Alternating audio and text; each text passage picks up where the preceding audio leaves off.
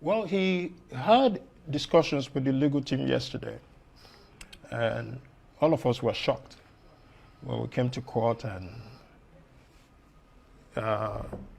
the Honorable Attorney General of the Federation previous, Kanu Agabi, announced to the court that himself and the legal team, especially those of the Inner Temple, are withdrawing.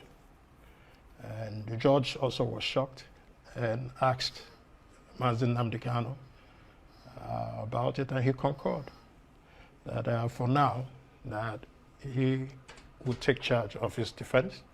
Doesn't mean that if tomorrow an opportunity arises, that lawyers will not also be part of it.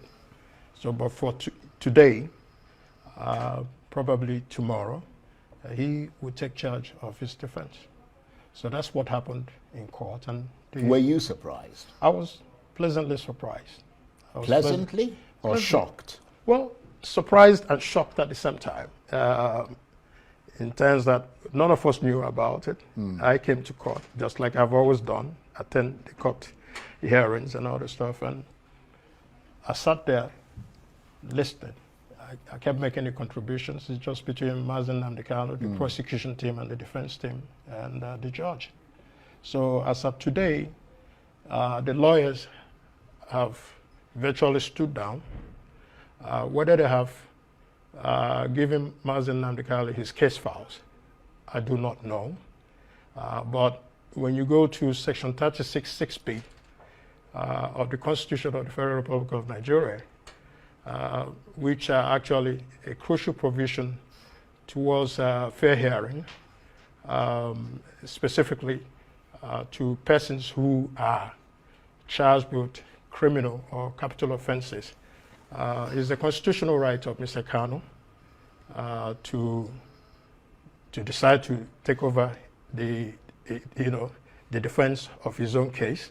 It is also his constitutional right that adequate time and facilities be provided for him to ensure that to ensure that he has adequate defense. Yeah, but I don't think the issue is whether or not I mean, I think everybody knows he's got constitutional that right, which is why the judge allowed it. But the question is, what's the thinking behind it? I mean, you know things aren't going well when you fire the people who are supposed to protect and represent you in a trial, don't you? I mean, did it appear to you to be an act of sort of visceral rage, impulsive, chaotic purge that wasn't well thought out? Or do you think he thought it out? If you look at the statements made by the leadership, Agabi Kanu, he said after the meeting they had yesterday that the information was told them that they were going to be debriefed and that they respect the rights of Mazi Nnamdi Kanu. No, I understand that, but I'm so trying if there was anything to that get happened, to the backstory. No, that's what I'm saying. But if there was anything that happened otherwise at that meeting, I was not in that meeting. I only showed up. But I mean, you would have heard things. I mean, you talked to him. No, really. You guys normally hug each other at the end of the trial. At the end of the day. At the end of the day, yeah. we sat close. But did he whisper anything into No, your but at the end of the day, something? he was actually, he was actually led through the judge's chambers to be evacuated back from the Federal High Court to the detention center.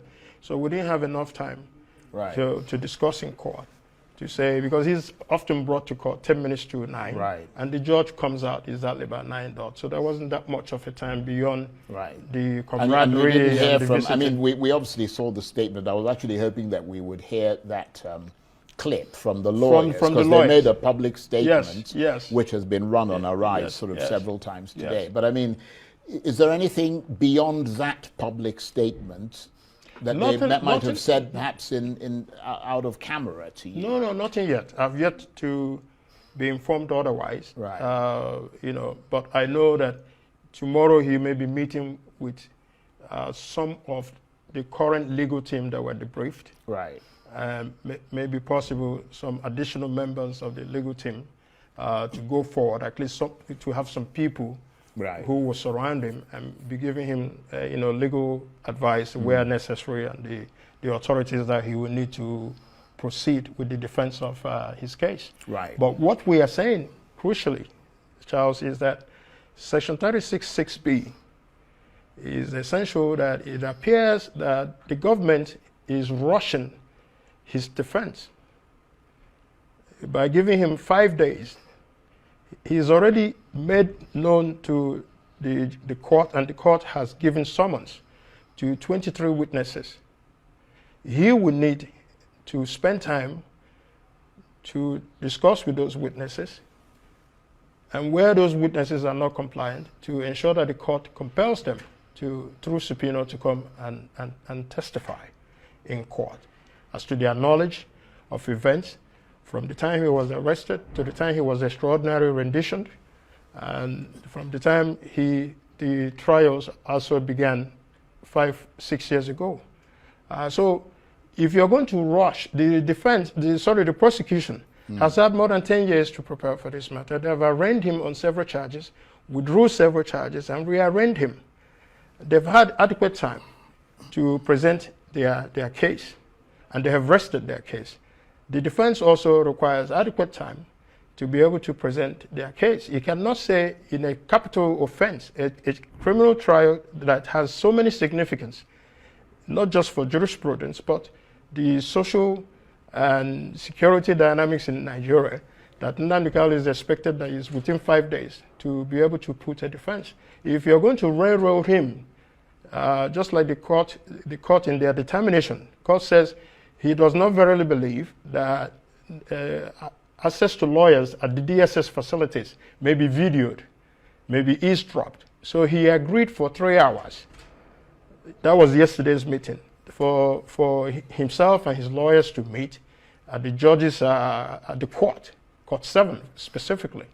But if you go to court 7, there are video cameras, opportunities to also eavesdrop. I'm not saying that his lordship was in his chamber, but what if he was in chamber?